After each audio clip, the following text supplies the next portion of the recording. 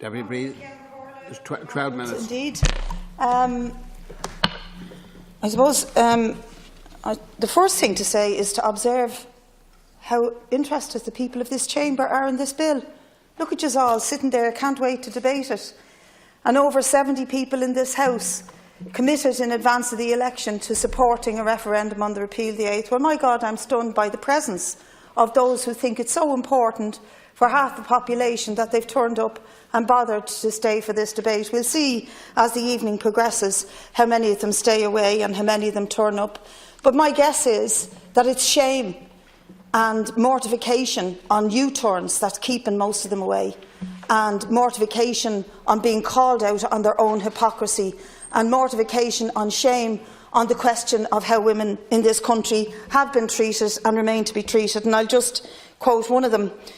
Will be known to this House a woman called Amanda Mellett, who suffered from fatal fetal abnormality and whom the UN Human Rights Committee really attacked the state in this country for cruel, inhumane, degrading treatment and discrimination in violation of Article 7 and 26 of the International Covenant on Civil and Political Rights. And just to quote Amanda, I still suffer from complicated grief and unresolved trauma, not from the termination, but from the way I was forced to have it. I hope the day will soon come when women in Ireland will be able to access the health services they need in their own country, where we can be with our loved ones, with our medical team, and where we have our own familiar bed to go home and cry in. Subjecting women to so much additional pain and trauma must not continue. And I'm telling you, on that side of the House tonight, that's exactly what you're doing with your tricks and your obfuscation and your twisting to push this bill down the road by a year. You are forcing more Amanda Melletts to more pain and more trauma, and I hope that's as far as it goes, because if there's another Savita Halappanabar within the next year, then you'll have to think long and hard about your position. We have a historical opportunity for the first time in 33 years to rid this country, and particularly women of this country, of literally a chain around their ovaries and their bodies and their lives. That amendment was put into the Constitution when I was a young woman, and along with you, Finian, Deputy McGrath, we were out campaigning against it. We now have a historical opportunity to undo that. And why? Because we have those young people, we have those young women who weren't even born when that amendment was inserted into the Constitution. And they want the right to be able to say how they live their lives, how they control their bodies, what this government has to say to them. They've never had a vote on whether that amendment should stay in the Constitution or not. And your amendment to our bill tonight to kick it down the road at least one whole year means that they probably won't get that chance in the lifetime of this government, if this government lasts that time. And you've just guaranteed that to them.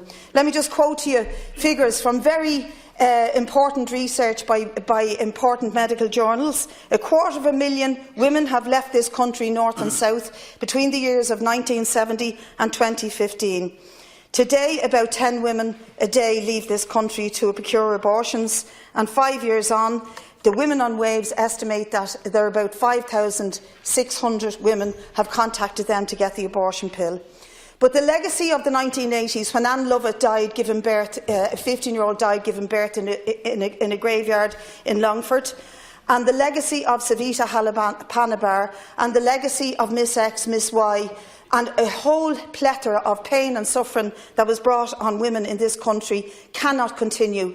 And if these women upstairs represent anything in this country, it will not continue, because despite your obfuscation and kicking to touch, this fight goes on, and this campaign to repeal the 8th Amendment will not stop, and you will get your answer on the street. You keep talking about the centre will hold. Well, they are the centre, and they won't hold your plan together for you to continue the barbarism and the low moral values of the 1980s. You cannot tell them that you are the boss of them. It won't be allowed to continue. I want to make a few simple points about this wonderful Citizens' Assembly that you guys in the Taoiseach came up with in order to avoid really dealing with the question of women having control and having a say over their own lives. First of all, think about it. A Red Sea poll company, a well-off polling company based here in Dublin but also based internationally, chooses 99 citizens to sit down and talk about, along with professionals from the legal and the medical profession, to talk about what's good for women. What's good for women? What's good for me? Do I decide whether I can have a right to terminate a pregnancy, or do 99 citizens and a doctor and a lawyer and a judge make that decision? Well, put that versus what real democracy looks like. A constitutional referendum that is put before possibly about 3 million voters in this country who are given a free choice to decide whether or not that oppressive amendment stays in the Constitution or not. There is no part of the Constitution that controls an aspect of a man's health. There's one part of the Constitution that controls an aspect of a human being's health, and that is the 8th Amendment. And it utterly and totally discriminates against half the population. So the so-called Citizen Assembly, with Jolly TV, with a budget of 2 billion, with Q4P4 to do the publicity, with Beatrice.ie to email, this wonderful Citizens Assembly is going to tell the vast majority of us how we should live and what we should think. I remember marching when the ex case was imprisoned against her will by this state, demanding with a sheet of paper written "Let her go," alongside tens of thousands of young girls who burst out of their schools, pushing aside their principals and the nuns, and came down to this house at the Taoiseach's end of it, day after day after day, to demand "Let her go." And when it culminated in a big demonstration of tens of thousands on the streets, lo and behold, the Supreme Court changes its mind. So there you go, the independence of the judiciary versus the will of the people. And it will be the will of the people that will force this House to make a decision and stop kicking it down the road the way it did with water charges, with the NAMA legislation, with every other piece of challenging issue that came before you. Kick it down the road and hope it doesn't come back. You're not going to do that with women and with women's lives. It took 21 years for this House to legislate on the basis of the referendum that took place after the X case. 21 years.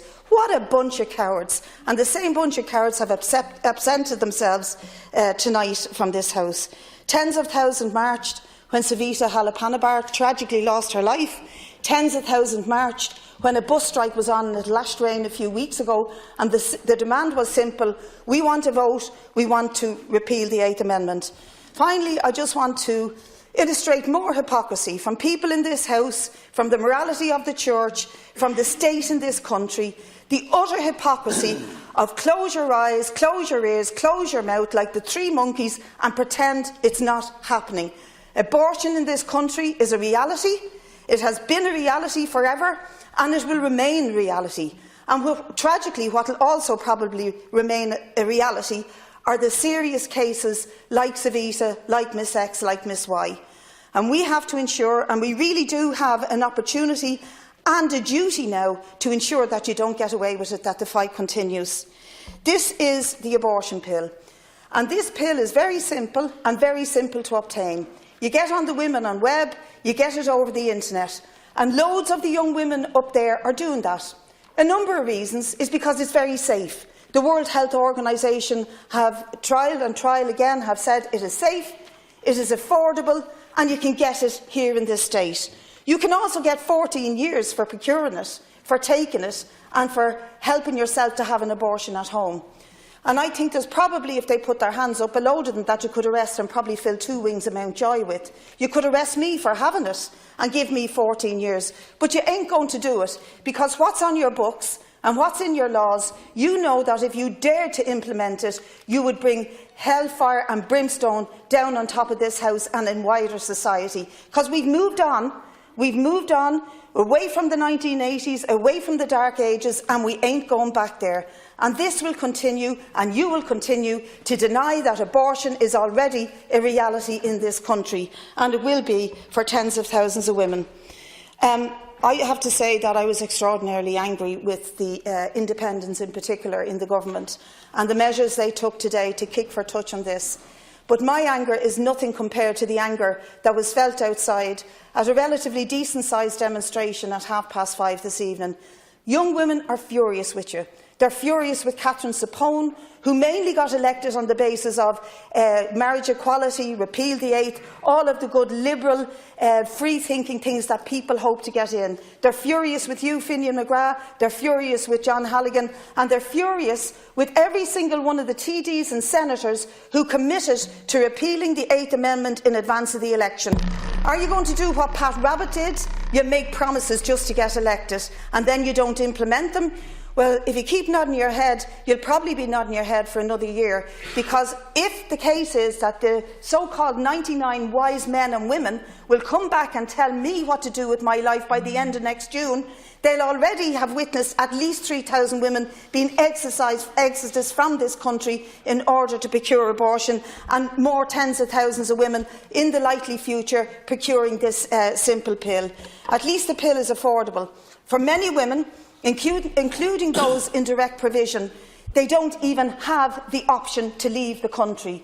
Many women don't have the money, they don't have the support at home, they can't get time off their job, they can't get a childminder. Rich women can do it, working class and poor women can't.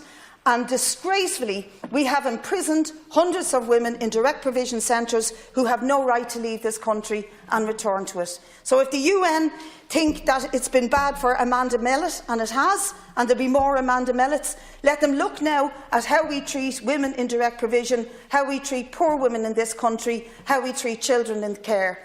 And I think these open up major questions for the behaviour of this government when you have an opportunity to do something real and meaningful for the future of women in this country. You've just thrown it away with 2 hands, enthusiastically and proudly, and how dare you. But I can guarantee you the fight's not over, and the question of pushing for a referendum on repeal the 8th Amendment will continue, and more people will join in, more trade unions will back it, more workplace groups for repeal will be set up, despite the obfuscation of Fine Gael and the Independents, with the collusion more than likely of Fianna Fáil when it comes to the vote on Thursday.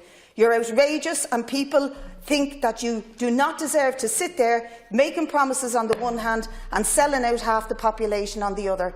If these tragedies happen again, be it on your head, in the meantime, just think about all the women you're exporting and all the women you will continue to export until someday, whenever we put the pressure on you enough that we actually sit here and vote to give the people a constitutional referendum on which they can vote whether they want to repeal or not. And I think the result of that is what you fear.